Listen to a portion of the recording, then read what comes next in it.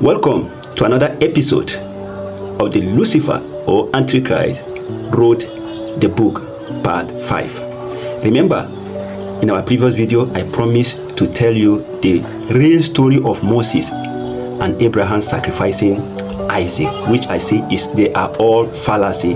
But before then, I want to remind you again. You see, the people of India are people. The place they are today is not their original land.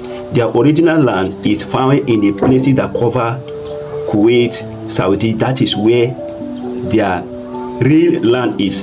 You know, during the conquest of the Babylon, in order to erase people's identity, they began to swap people to here, swap people to there, take people all over the places, scatter them so that they cannot find themselves back home.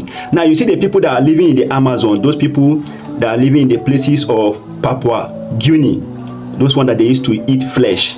It's not their fault. These are people that ran away from the hands of the captive in those days. And when they ran away, they found themselves in the bush without food. So that was what made them begin to eat themselves.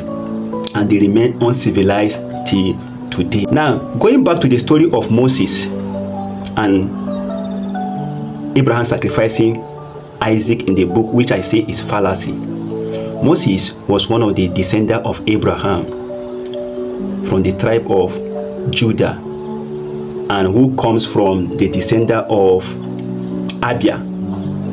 If you read the book of Matthew chapter 1, going down, see the history of children of Abraham, then you will see Abia there. So Moses comes from Abia.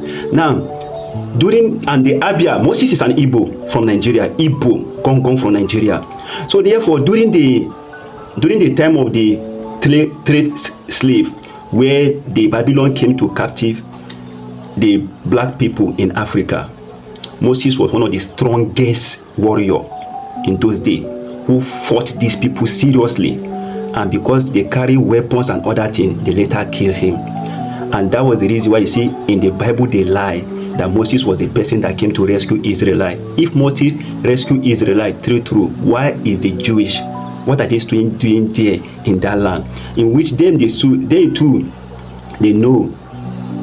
from the beginning the Messiah is not the one they protected in the Bible, and that's why they reject it and they are waiting for him, and he's almost near.